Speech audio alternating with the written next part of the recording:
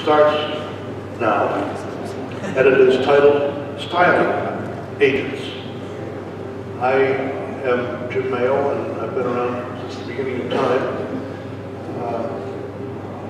Shauna Kaaria is going to start off our session after I talk a little bit, and Buddy Weaver will then follow up from there, and we will together try to discuss with you a subject that has not been dealt with very actively over the history of CALLERLAB. I went on a search for styling in past sessions of CALLERLAB. We now have a digital collection of all of our past sessions. We back to 1981. 1980 we taped them, but the tapes were so poor that we couldn't reproduce them. But we have a digital collection of all of the sessions that have been done at CALLERLAB conventions since 1981. And I searched that whole list and found only 2 sessions that dealt with styling. And that's unfortunate. We had one this morning, just the last session before lunch, and that was one, and this time we have 2. This one is also there. I'm not sure the one this morning was dealing directly with styling. And styling is kind of a broad term that we can use to cover a whole lot of things. For me, it is one of the things we have lost in modern choreography. Many, many years ago, dancing was a smooth interaction between people that fit well with the music and was comfortable for people who were dancing. I don't see that we can describe it that way in much of what I see as modern square dancing. And that's distressing, but it's not new. I was concerned about this a couple of decades ago and came up with the idea at the New England Square Dance Convention of offering a 1-hour session to talk about styling and smoothness and how to be a better dancer. And the first year that we held that, the New England Convention was then a much bigger operation than it is today, but we had some 7,000 or 8,000 people there, and we had a 25 square hall that was filled to overflowing by dancers who were very, very much interested in what we had to say. We did a 1-hour session, ex-camera and I, to deal with how to be a better dancer, how to dance more smoothly and more comfortably. And preparing for it, we made a brochure, which is a 3-fold thing, and you have a copy of it. The thing that surprised me was the popularity of that session. We had an overflow hall and it stayed full for the entire hour, and the next year we had to expand it to a bigger hall. We had 35 squares. The dancers came at the end of it and said this was wonderful, we were very pleased.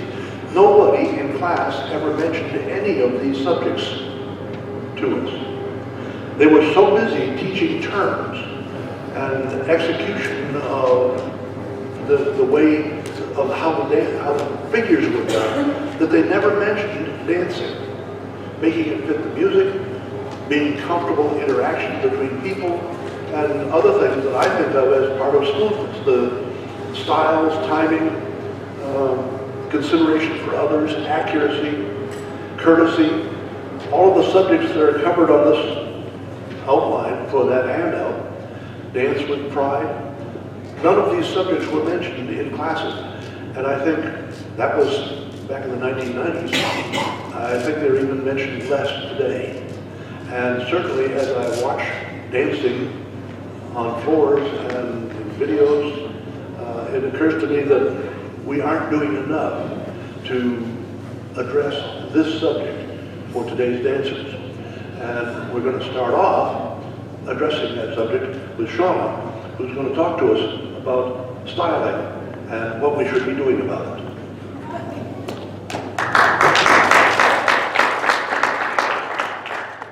All right, so when they asked me to do this, the first thing thing I wanted to know. When you think of the word styling, what does that mean to you? Because it can mean a lot of different things. And I actually had a group of people that I sent an email out to and asked them, when you hear styling, and I purposely did not tell them what I was looking for, what does styling mean to you? And I got a lot of varied answers. Some of them said, it's the way we dance, walking to the music, swishing the skirts, holding hands, smiling is styling. Another said, it gives every dancer the confidence that the timing and execution of the calls will be the same and they can all work together. Another who said, well, it's that extra flourish. I got a lot of that. It's the flourish, it's the skirt work, it's the hand holds. And then the same one said, but nowadays it's kind of the simple technique to dance a call. Where do the hands go? What's the path of travel? And he said, as square dancing has become more casual, I think that's what Jim was talking about, the first element of the styling is being lost. Another said, it's anything above and beyond the requirements of the call itself could be considered styling. And lots of people that said it's the flourish, it's the skirt work, it's the twirls, etc. And then I had one, and I won't name names, who said it's a critical part of the call. It is not flourish. If we don't teach it, we're cheating the dancers out of the best possible dancing. And I kind of agree with that. So what I thought I would do is just kind of make a list of the things that styling kind of means to me and what these other folks have said to me. And I want you to think about this as I tell you what it is. Is it the caller's responsibility? Is it the dancer's responsibility? Or is it both? So the graceful moving. Square dancing is called dancing for a reason. How many of you danced before you square dance? Nobody? Okay. What's the question? Did you dance before you square danced? Any other kind of dancing? Dancing requires some sort of rhythm, music, movement. And styling includes the graceful moving. You're shuffling to the music, dancing along. You see dancers on the first night marching around as you circle left.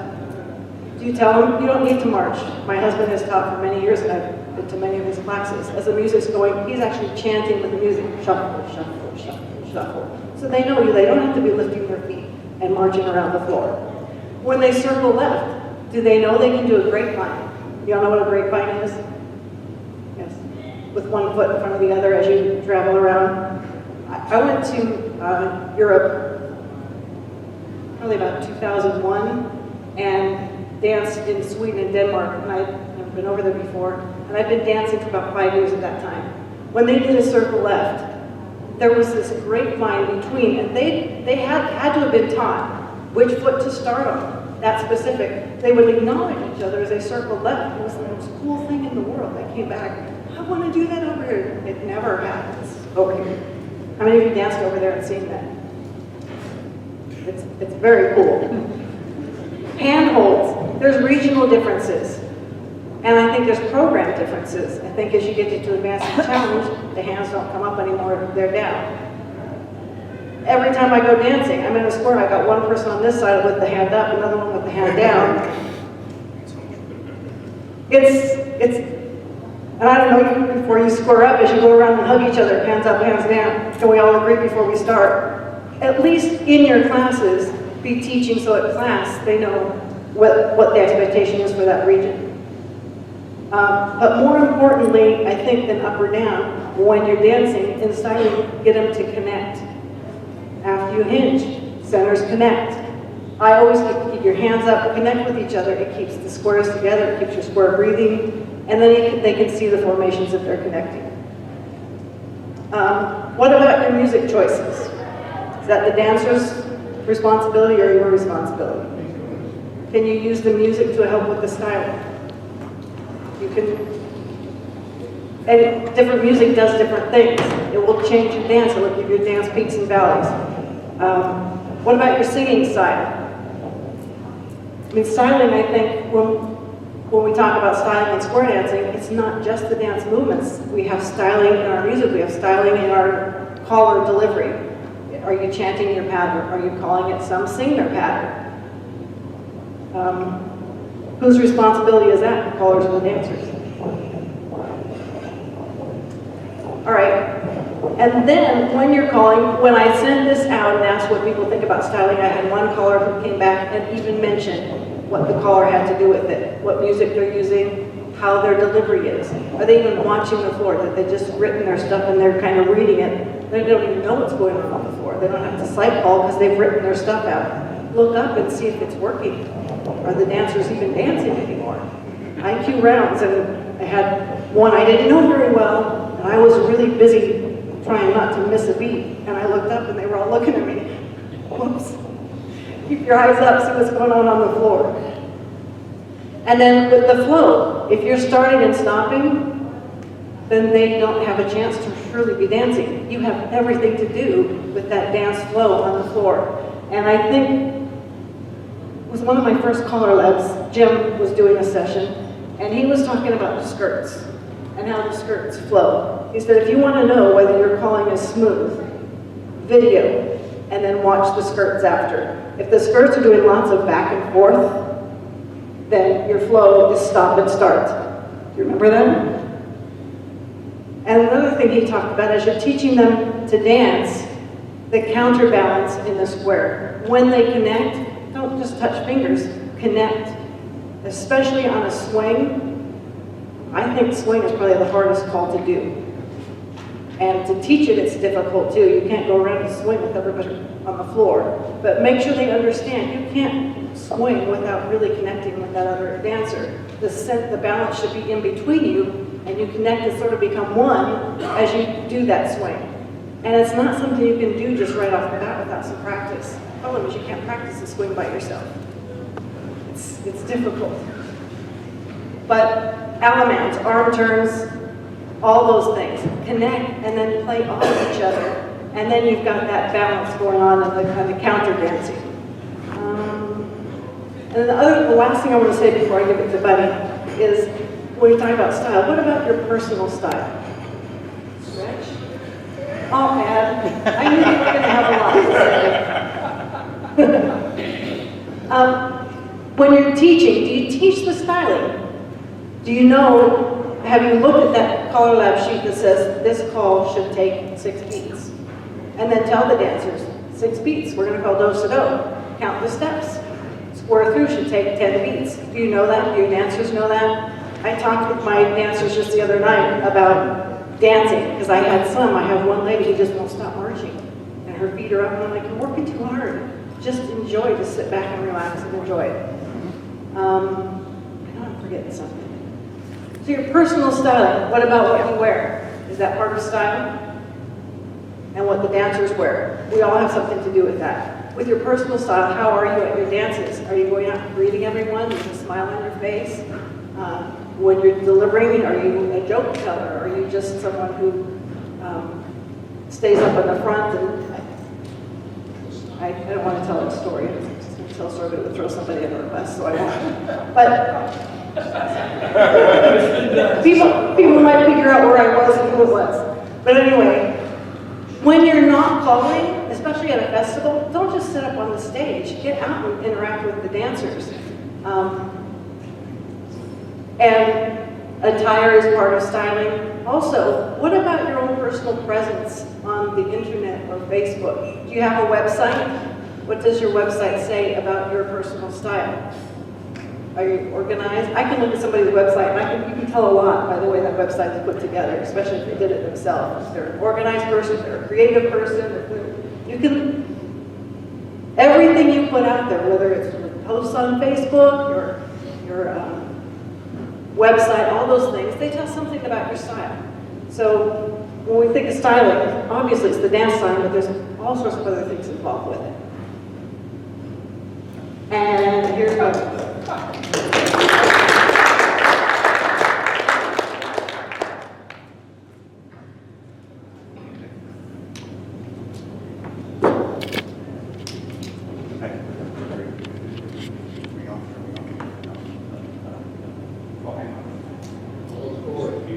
One, two, three. It helps if you turn the switch on. Styling is a bad message, I think, and styling is a term that's ambiguous. A lot of folks think it's about how the skirt work is done, the flourishes. In my opinion, we could almost just rename it to technique. It's not what we dance, it's how we dance. and it's not an option. Styling, the lack of proper technique is what is causing dancers to break down, and in my opinion, is the single reason why more people are leaving square dancing today than ever before. It's the lack of ability to dance from one call to the next. They break down unnecessarily. If you break them down enough, they'll stop coming back. It's very simple math. It's very simple to fix this, in spite of what many people may believe. This is something that's taught when you teach your beginner lessons. I apologize, I'm standing directly in front of some better looking people, so let me move on to the side here. And so,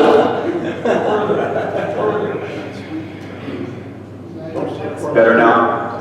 Why don't you folks shift that way now? Thank you very much. See how easy it is to teach?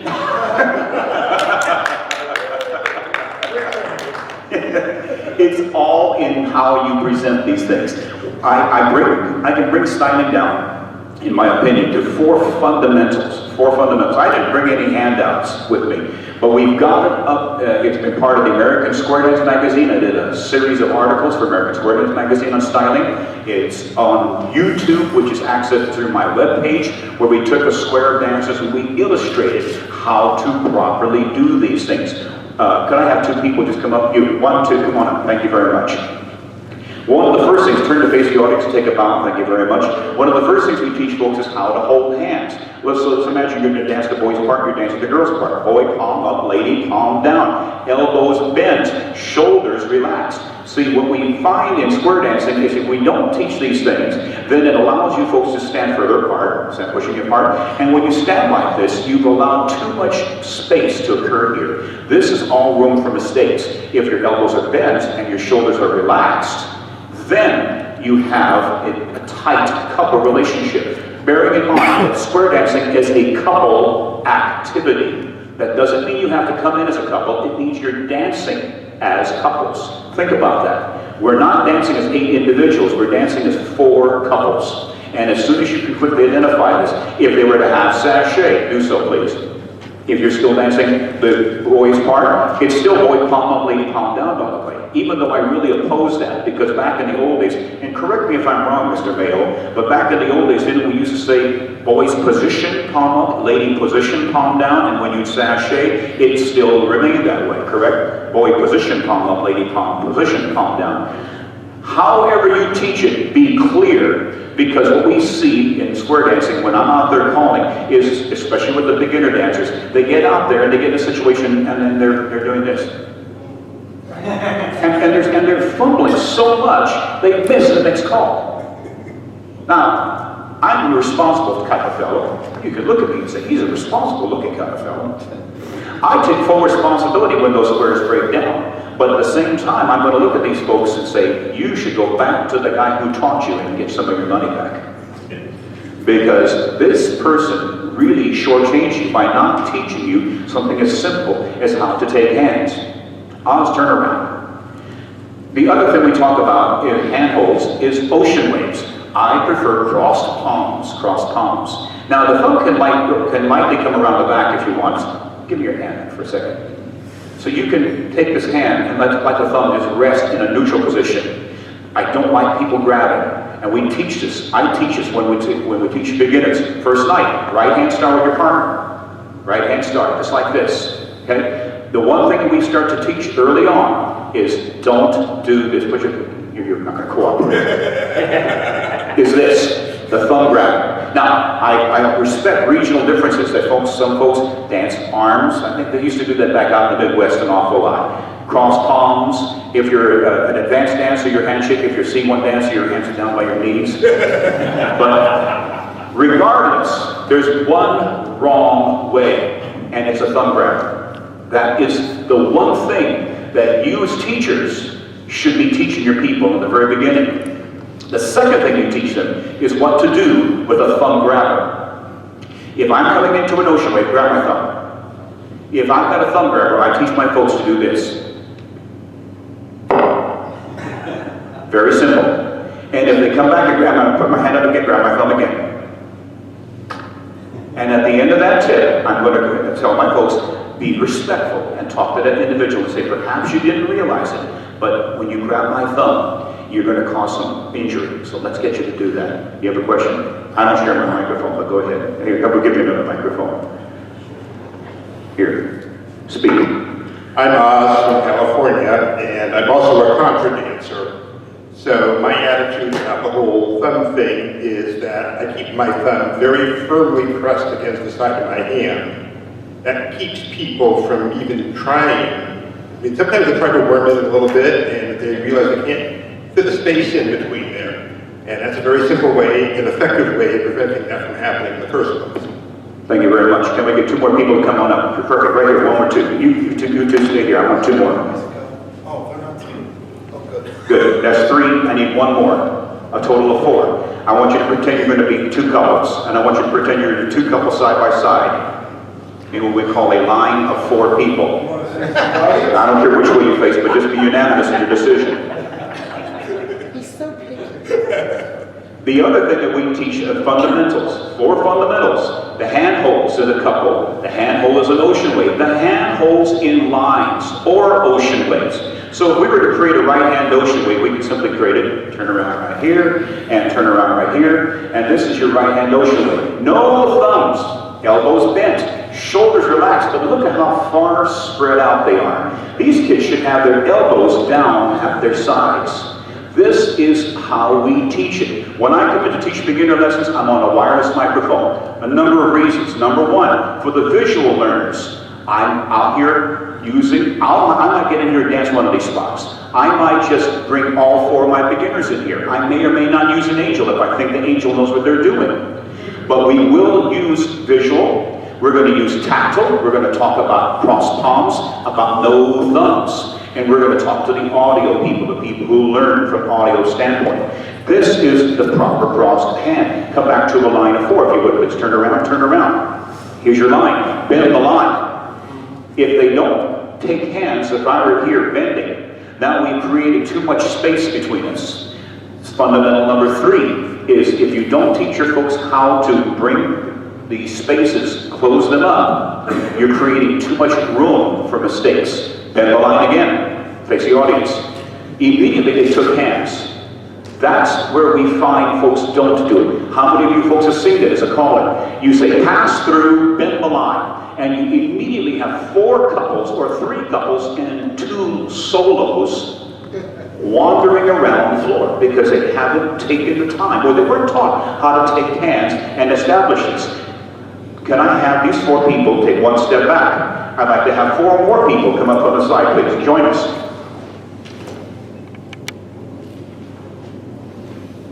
The fourth concept that I feel is a fundamental question. Turn them 90 degrees. They would like you to stand on your heads. No, 90, No, or 90 degrees. Which way? either way. Good, so the camera can see It's a them. map. See, I'm messing with them. It doesn't make a difference whether it's 90 one way or 90 the other. The idea here on the fourth fundamental is square breathing. We call it counter dancing. We used to call it counter dancing. When I was a beginning caller, they used to say counter dancing. When one couple moves in, they're like, well, for example, let's create a square just for a second, just for historical reference. You're going to be ahead, you're going to be ahead. For historical reference, head couples, if you were to promenade outside, you two are heads halfway. The sides we'd say would counter dance in and counter dance back. Wasn't that wonderful? Come back to a line of four, please. Four people facing four people. And now, pass the ocean. We have these cross palms, we have an ocean wave, elbows are bent. Spin the top, go. At the completion of this call, you will find that everybody is standing in one single formation. Now, when they've done this, it has now taken this center over here and moved it out, and this center over here and moved it out. So, right hand ready, spin the top again, go. At the completion of this call, stop right there. You'll see that there, in most cases, is too much space right down the middle, because by the sheer nature of the way these square dance calls are created, it expands a square. But it will not contract. It will not make a square contract on its own. You have to teach folks, if you're facing in an ocean wave, take a half step forward and bring the square in closer. Spin the top, go. It's going to bring it out to a big wave. push out, right? Because you're going to want to push it. Spin the top again.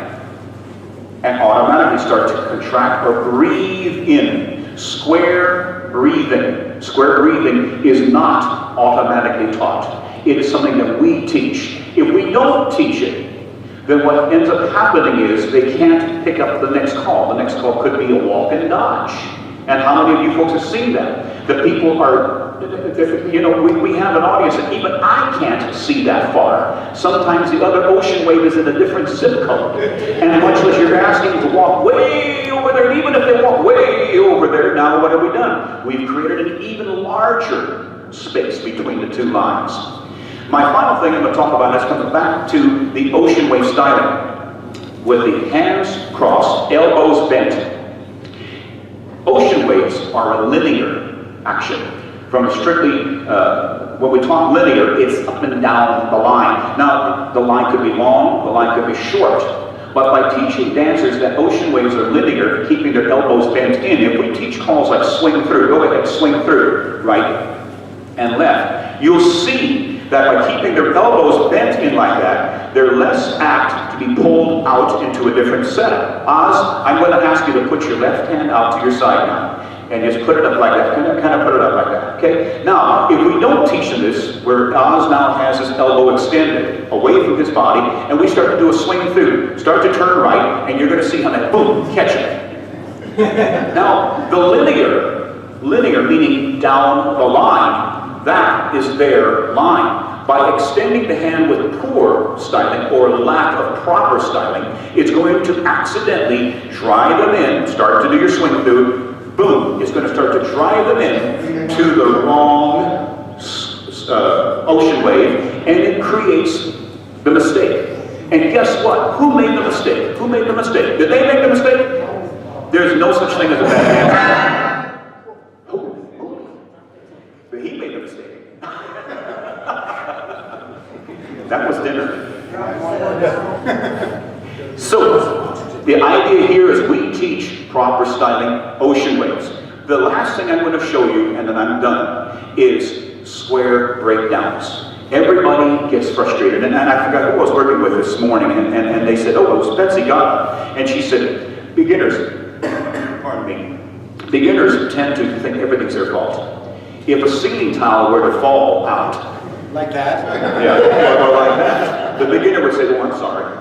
She's absolutely right. Every beginner thinks that a square breaks down, it's their fault.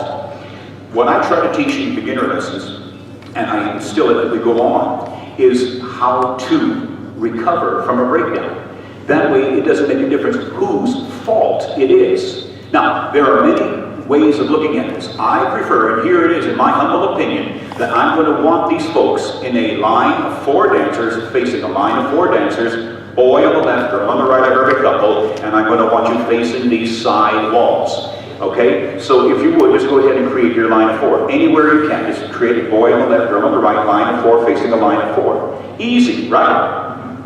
We teach them this, but it's not enough just to teach them this. I'm going to mess with them a little bit. And I'm going to tell them, I'm going to break you down on purpose so that you can actually get a chance to practice this. Pass through, bend the line, bend the line, bend the line. Go up to the middle and you come right back. So they broke it. Pass the ocean. Center circulate, ends trade. Everybody single hinge. Ends circulate, centers trade. Now the ends trade and the center circulate. And the boys run around the girls. And boom, you broke it. Come back to a line of 4. Come back to a line of 4. Don't worry about it. Now, in the process of getting back to this line of 4, it's important to remember 3 other items. Number 1, when you tell your folks you've broken, how to repair. Keep moving. Keep moving. Don't stop moving, but start to move in small steps. The steps, the large beginners, especially, well, I've seen experienced dancers, people who've been dancing 26 years, I've danced 26 years. Well, I believe they've got 1 year experience 26 times. They'll move in erratic and very quick motions, and often in the wrong direction. And so pushing and shoving people around, often in the wrong directions. Small steps towards a line of 4 in a quiet fashion. No talking. No talking. Because I'm an audio kind of guy. And if somebody's talking, it's going to throw me off my game. It's going to throw somebody else off their game. So use hand signals. So I tell folks, especially if you're going to be coming in, you're going to be, Corey, you're going to be a team captain, and right here, Bill, you're going to be a team captain. Use big sweeping actions with your hands. Try not to use a single finger, use multiple fingers. And sometimes the first action you have to use with these folks is maybe one finger. That may be the first action you have to use with your square, is a single finger over your lips to have them quiet, and then get them back to these lines, and then watch the other squares when the other squares are in a good shape. I tell the folks back home, I said, I'm watching you. If you break down, I see you. You can't hide. And I'm here to help you. But guess what? If you never break down, I'm never going to call lines up to the middle and back. If you hear me say lines up to the middle and back, it's because we need to get everybody back in. We're having our friends who may have got lost come back and join the party. And if you never break down, I'm not going to waste your valuable time with a call like up to the middle and the back. And it becomes kind of a game then. If I say lines go up to the middle and back, they'll stop and start looking around. And I'll do it sometimes when no one's moving down. Wait a minute, nobody moves down. But it's a fun little thing, and it gets them moving back again, okay? So, and I'll purposely try to break them down, and maybe the first few times I'll try to break them down, I'm not successful. Gee, I wasn't able to break you down, you know, oh, I'm so sorry, you know, pass through, partner trade, go ahead, pass through, partner trade, there, I got you. Son of a gun, I didn't do it, did I? Do it right left through, I'm gonna get you this time. Flutter wheel. I got you. Shoot, I didn't break you down, did I?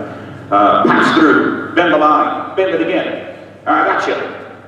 Man, you guys are really good. You see, it builds their confidence up from the caller standpoint. My goal here is to make sure these people have a good time. I'm not going to be here to make them look foolish. It doesn't take a genius to make people look foolish.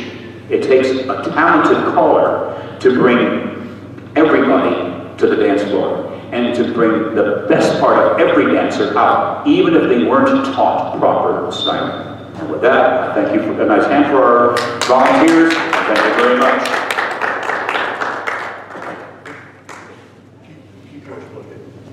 Okay. We'll ask questions, then you'll have things to say. Okay, you want to make a comment on anything that Buddy had to say before you? Not right now. No? Okay. I might later. You'll save your comments for later. Clearly, there are many factors to deal with in the subject of styling, and certainly as you watch what Buddy was just showing, the obvious question that comes very easily, with the time you have to teach in a class, how can you spend any of it on this kind of thing? There are so many calls that styling routinely takes a second place.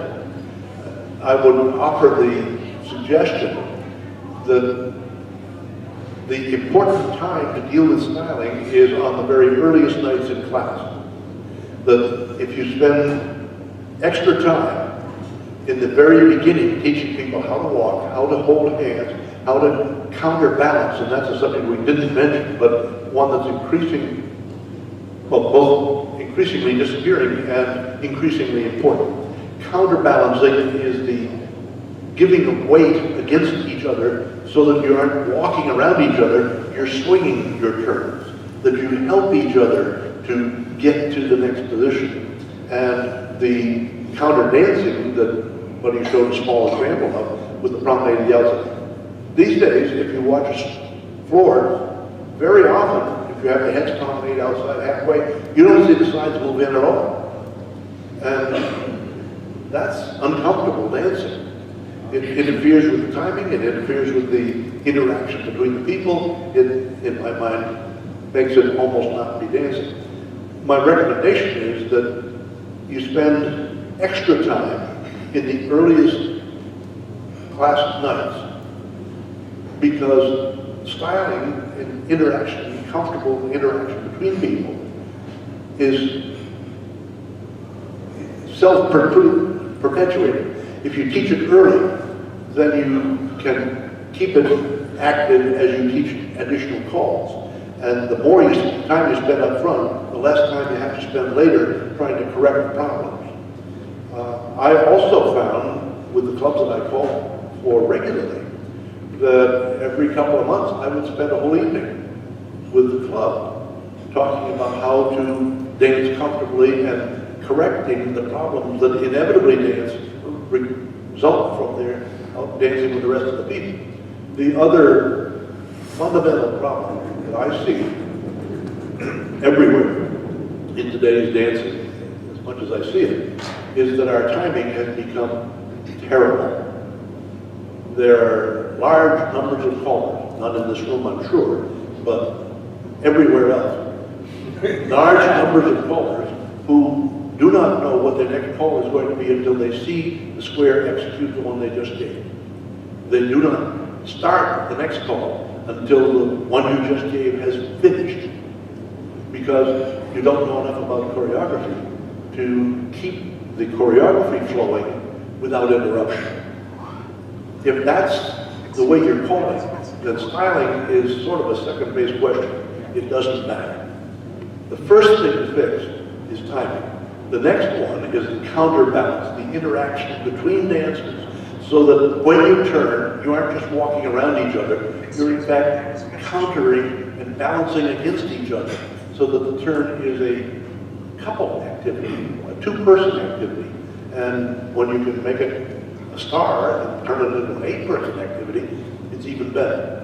But the fundamental cause, I believe, for much of our poor styling is absolutely terrible timing. If you see it on the floor, if you see it in videos, it's very difficult to find an image of a square that is moving without interruption through the dance action. If you're at all interested in looking on the website, I can offer you one example to go find.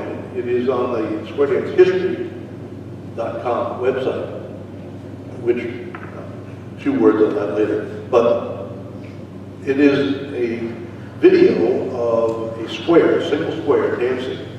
And I'm in the square with Joanne. The caller is Earl Johnston. You never see him. But Earl Johnston has always, in my mind, had the best timing of any caller I've ever danced. This square is a very simple wheel and deal figure. But throughout the entire 2 minutes, 3 minutes of this video, there is no hesitation on the part of any of the 8 dancers. All of the interactions are exactly continuous, and the square moves beautifully. If you want to see an example of what really good styling and timing is, that one video is the best example of it I know. It's easy to do it with one square, it's a whole lot harder to do it with 50. But it's a goal we should all be seeking. We've had our say. Let us go to the... Well, you're getting the mic out there. Could I add something to the whole idea on timing? It was something on my notes that I kind of glossed over. It probably has something to do with styling as an idea, but it has a lot to do with where we see squares break down. If you were in my session this morning, I touched on it earlier. One of the things that we see, anybody, thank you, Michael. You know, when we're teaching a call, in fact, can we get 2 more other people? Just right here, come on over here, okay. Faces as a couple, if you would, okay?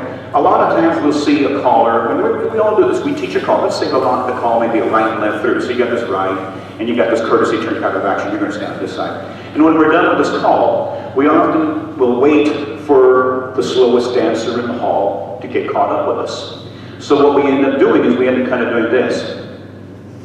As dancers, we tend to fall away. Because if you think about it, we don't stand up in each other's space all the time. If I were to come over here and greet you on the street with a handshake, how are you? We stop shaking hands. I wouldn't stand like this. We'd fall back naturally. This at ease.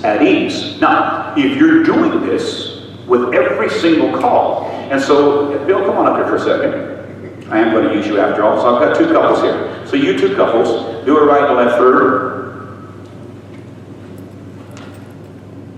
2 ladies chain.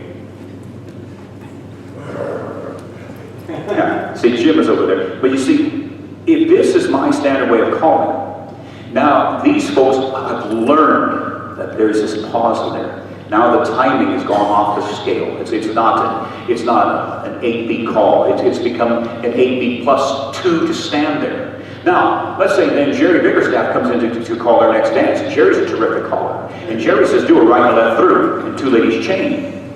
Now these kids are used to stopping. And all of a sudden they've got to do it one back to back. The first thing out of somebody's mouth is, this guy's fast. This guy's too fast. Because the dancers have become accustomed to dancing this way and then falling back. And then dancing and falling back. And thus they never learn how to properly dance one to another. Kids, we're in an age where Dancing with the Stars is a big thing on TV. Folks love to watch somebody who's got 2 left feet stumble and fumble their way, but end up looking like swans at the end. Thank you, by the way, for your participation. They all want to be those swans. And when we don't teach them how to move from one call to the next, for example, saying that a right and left through and the 2 ladies chain, okay, those are 2 different calls. Friends, next tip, we're going to have you dance one call to the next. And put a nice piece of music on, and you don't have to change the timing. Just slow your tempo down. There's a difference between this tempo versus this tempo. It's a little bit harder for them to keep up with a right and left through and 2 ladies chain when your music is banging away like this. But if your music is like this, right and left through and 2 ladies chain, they're able to keep in time with the music, and you're telling them, now you're going to look like dancers. And compliment them what they're done. And don't mess up your timing. Don't watch for that square, the slowest dancer to stop moving, and then think of what you're going to call next. Don't be the extemporaneous caller where you don't even have a clue with what you're going to call next until they stop moving, and then you're running through your mental Rolodex. So what should I call next?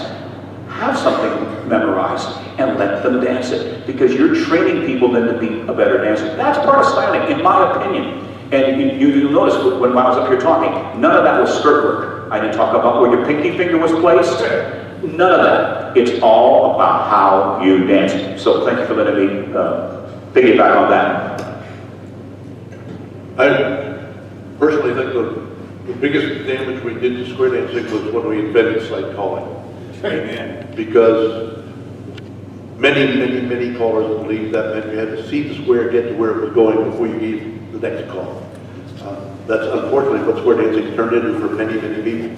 None, I'm sure, in this room, but as you get around, pay attention. I saw some hands, comments. Be sure you start off by telling us who you are and where you're from. Ted Lockwood, Pennsylvania. I have a comment and a question. The comment that was to emphasize Jim's point. Betsy Gata at our color school said, practice doesn't make perfect, practice makes permanent.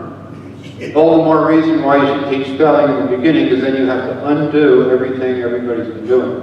That's the comment. The question is, palms up, palms down. It's obvious with the man's on the left and the woman's on the right, or what happens when you have a man next to a man, a woman next to a woman. And I noticed when you had the 4 people up there, the woman in the center had her palms up and the man had his palms down. So could you comment on those? It's in the CALLERLAB definitions. You have to dig around for it. But it says the man is always palm up, lady is always palm down. When same sex is adjacent, man puts his left hand palm up, or the person on the left hand is palm up, and the person on the right, when same sex is adjacent, the left hand is palm up, and the right hand is palm down. So you're dancing like an Egyptian. The person in the man's position is palm up. That's maybe not a satisfactory answer, because probably most of the dancers aren't conscious enough of the position placement to be able to make that decision in real time. Single circle to the ocean wave. Jay Haynes, Pennsylvania. I still struggle with, as a dancer, with out of the hand hold on the circle of single circles to an ocean wave. I can't remember whether the document specifies, but sometimes I have my hands down, sometimes my hands are up. Person I'm facing is struggling, that we're fiddling around because we don't know. Is there a standard? My guess would be right hand up, left hand down.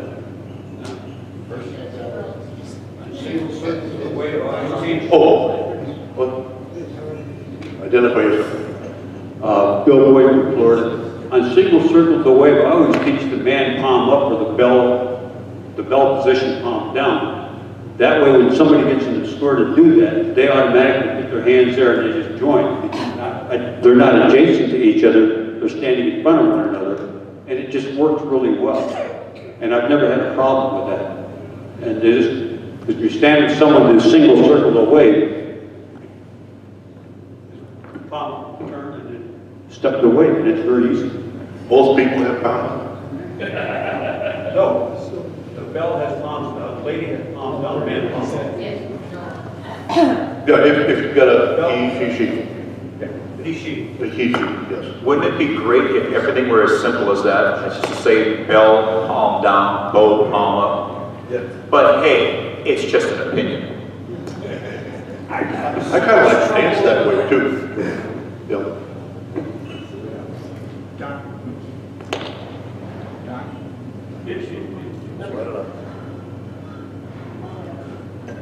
All the way up, yes. Thank you, Shauna. Don Kasperman, I'm Germany.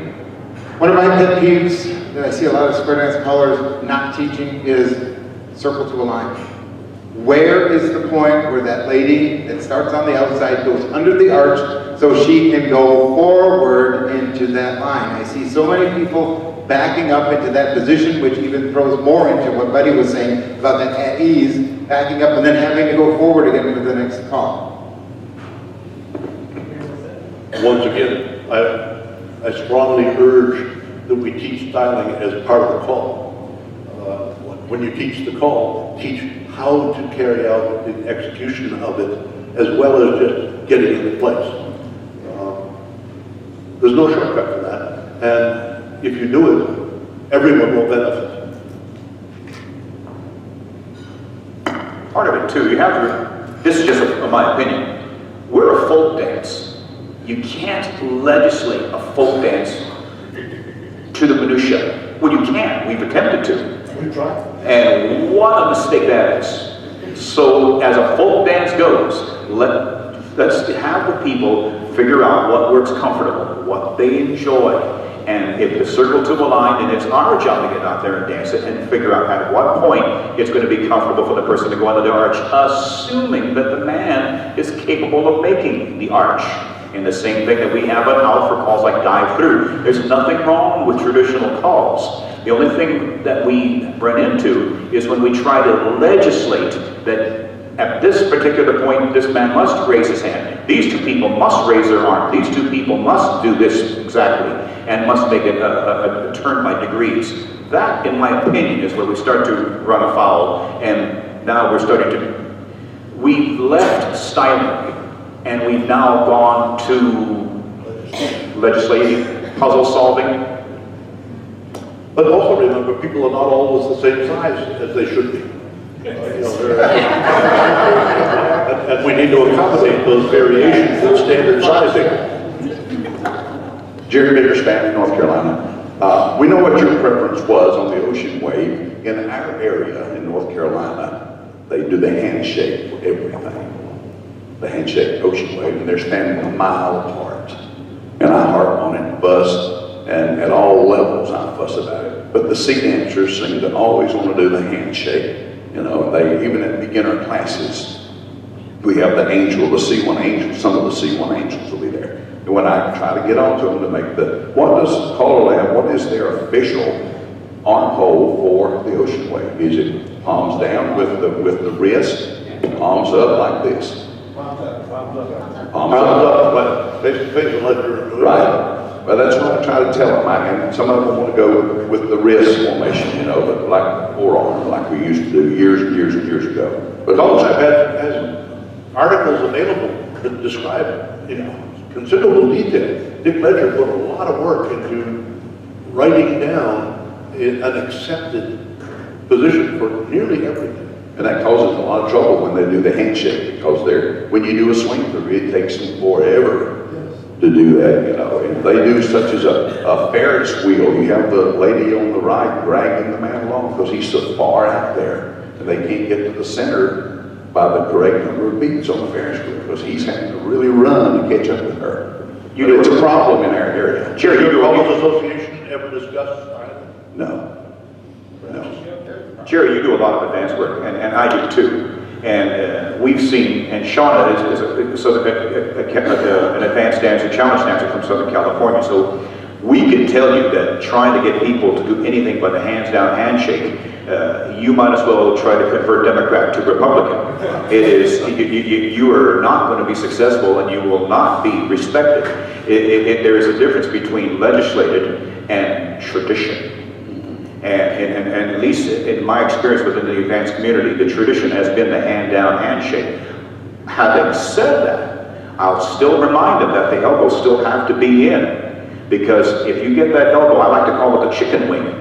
Once the chicken wing starts coming up, they're going to reach across for somebody in the wrong ocean wave on a call like remake, or I see the elbow flies up and the tall man with the elbow up and the short lady, she gets elbow right in her face.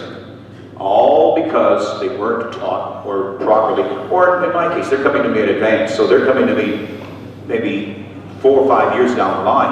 I don't mind doing a little chewing, shall we say, to get them to dance properly. And it's very simple. You either learn how to dance as a gentleman and a lady should dance, or go somewhere else. Yeah, well, in our area, you have, you know, I'll have some of the sea dancers there, and I'll get asked them about, show them the movements are not done properly by holding the handshake method. I say, it takes you longer.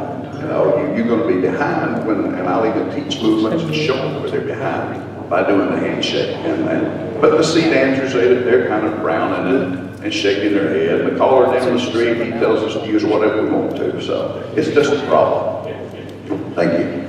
I have no problem at all, and have never, with all of my clubs, all the way through advanced, I never called challenge, but all the way through advanced, I periodically in my regular groups took it on as my responsibility to spend some time teaching styling, because if you don't treat it as a subject important to deal with, then the dancers will ignore it. I have no problem at all with being the caller in my area who talks about styling. That's a reputation I'm perfectly happy to have, and I have never had a dancer complain about it. Many times I've had dancers come up and say, gee, I wish more callers would do that.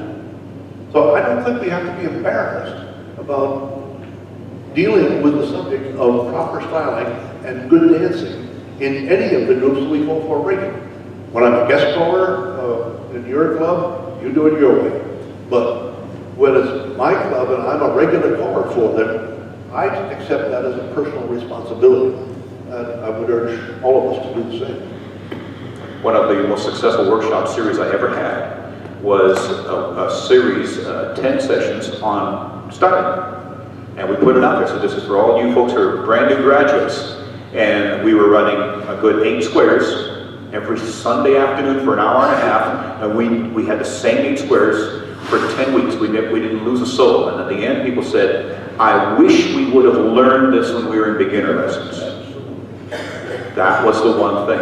And all we did for 10 weeks, we did a little bit of DVD in all fairness, but very little. It was really spent on styling, exactly what we were talking about earlier. The dancers want to learn. They want to know how to be good dancers.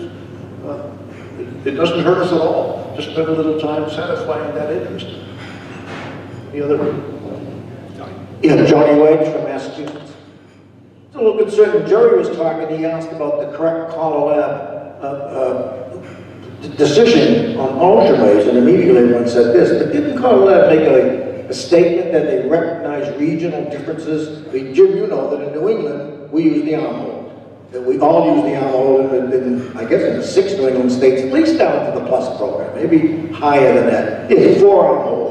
And I remember CALLERLAB stating that they recognized there were regional differences, and they accepted that as an acceptable way for the hold in an ocean wave. I just wanted to comment on that. My dancers are a little lazy. They don't like to hold their arms in just let me make a little historical observation. I'll take you back to the very first meeting of CALLERLAB in 19, no, it wasn't 23, it was 70.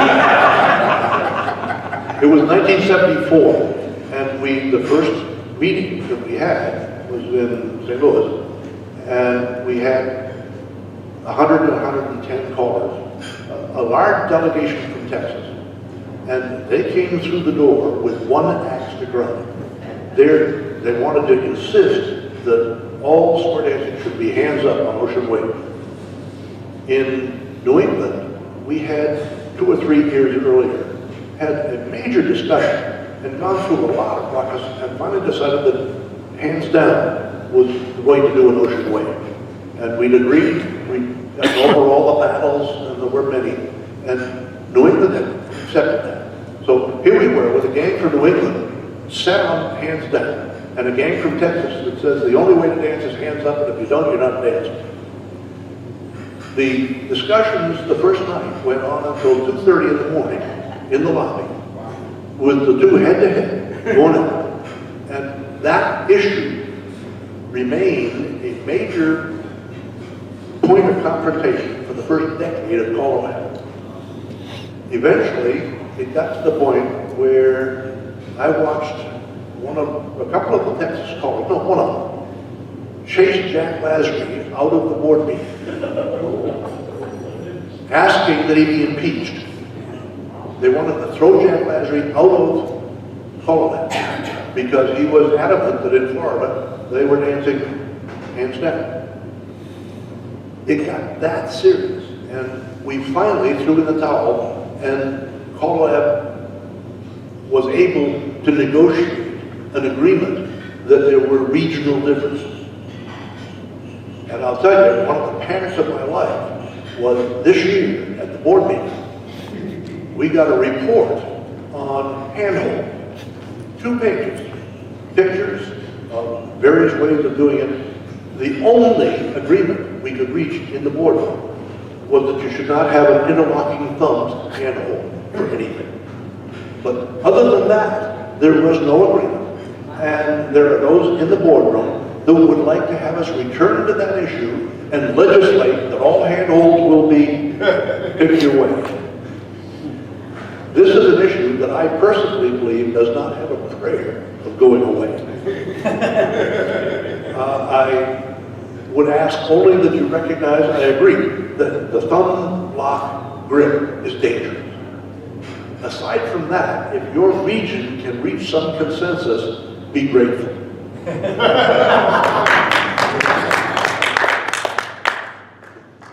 Do we have any further comments? Yeah, I think we do. Jim Wass from Riverdale, Maryland, and I am not asking for any legislation whatsoever, but I want to mention a pathology.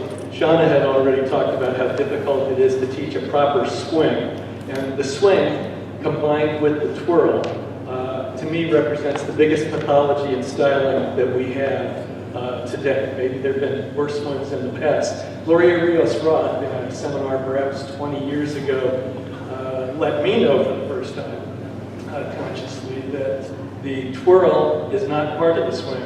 The twirl is part of the promenade. Can you comment on that and how you... I'm hearing myself bounce off the wall. You're not picking that up? If I close up here, it's going to blow my ears out. Okay, I'm not going to repeat. I'm going to allow the panelists to comment on what I said about the twirl being part of the promenade, not part of the swing, and how do you address that in your teaching? You got to teach it, because you're right in that it's technically not part. Those are 2 separate actions, swing and twirl. But let's go back to culture again.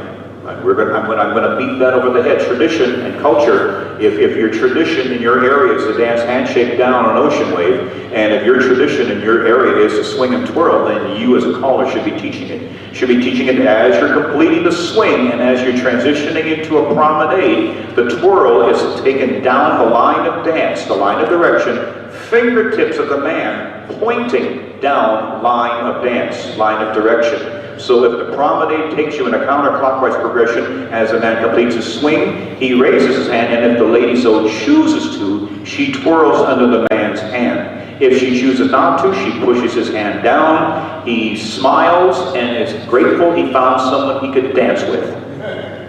That's the short verbal take. But it's absolutely important to let the lady decide. And you should never, ever force a twirl onto a dancer, because some of them will fall out of your arms onto the floor. Truthfully, in the absence of properly teaching our people how to dance, we've reverted back past being a folk dance. We've reverted back to being something very primitive in some areas, where a club named the Wranglers is they're literally wrangling each other to dance. And that's not a good thing, friends. You know, we've let this slip away from us. We're all responsible in this room. There's no one who could stand back and say, well, I didn't know it. You all bear the responsibility that if you didn't teach your folks how to properly hold hands, then it's your fault.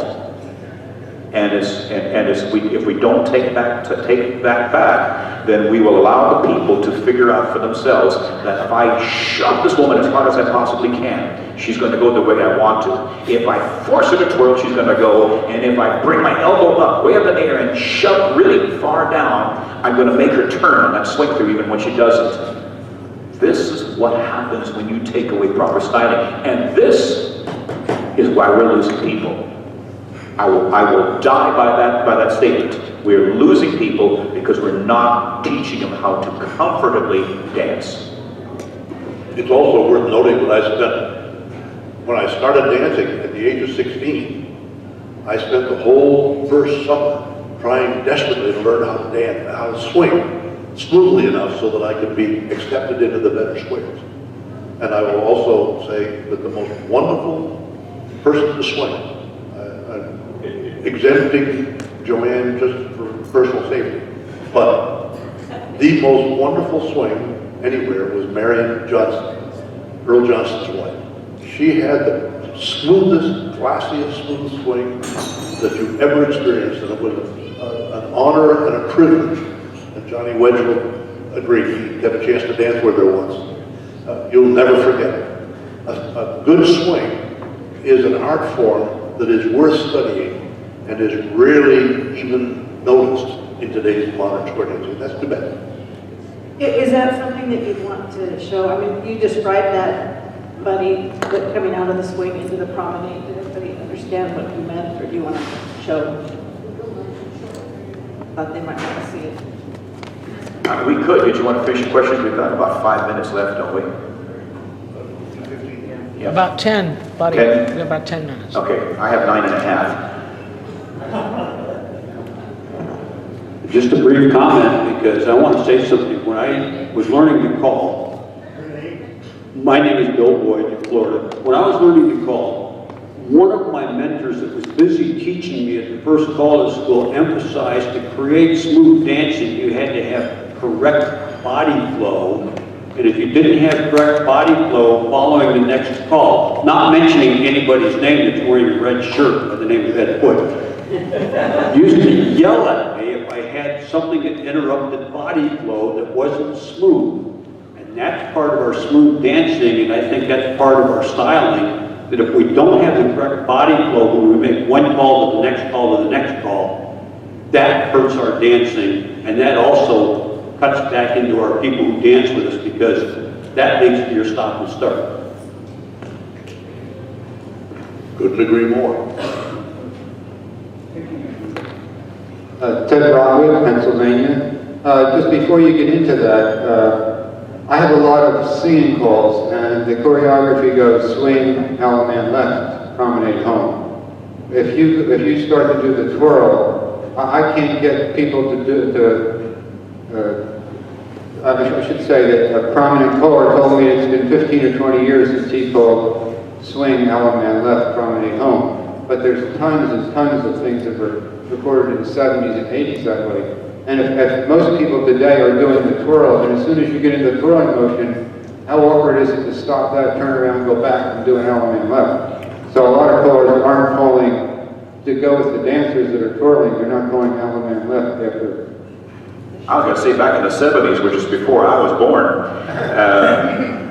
But what I've read about the 70s in my history books, the idea of Allen and left following a swing is never comfortable. And even when it was used on half a dozen out of 24 records, it was never widely accepted by the dancers. It was a timing fill for the recording caller.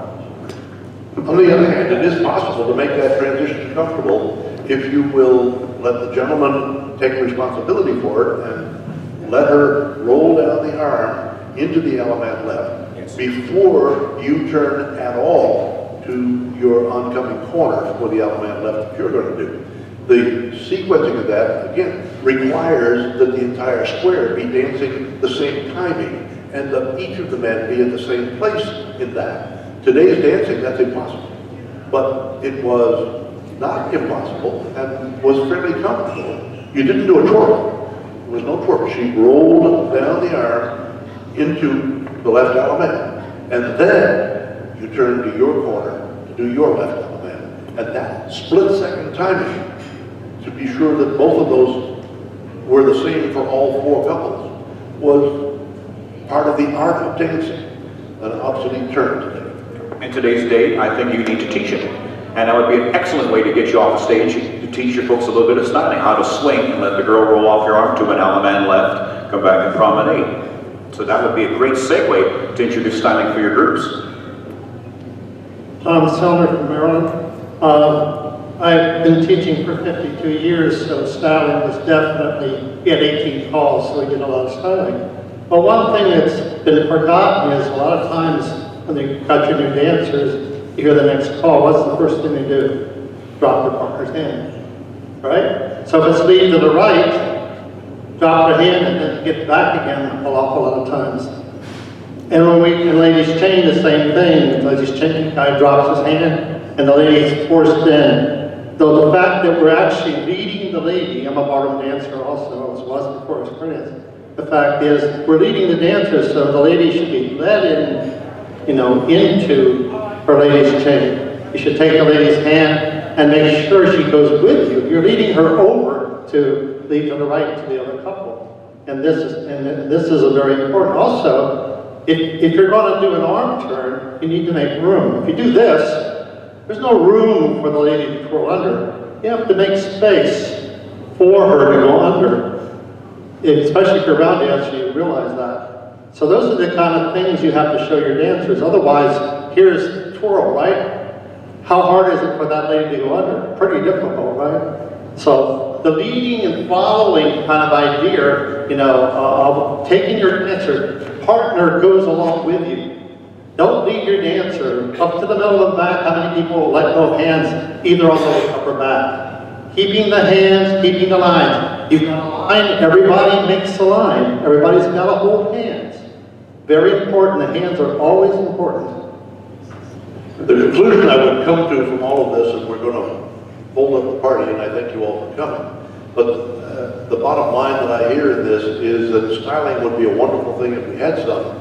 It starts with teaching, and the teaching probably should start very early in the class and never end. If we do not have good timing and good choreographic smoothness, then styling is irrelevant. The first place to start is with good dancing. And I want to thank my... And I'm just going to real quickly say, I'm going to agree with the caller that told me if you're not teaching that styling, it's not extra. It's a critical part of the call. And if you're not teaching it, you're cheating the dancers out of the best possible dancing experience. And we thank you all for coming, and Shauna and Buddy. I hope CALLERLAB will do more of these sessions in the future.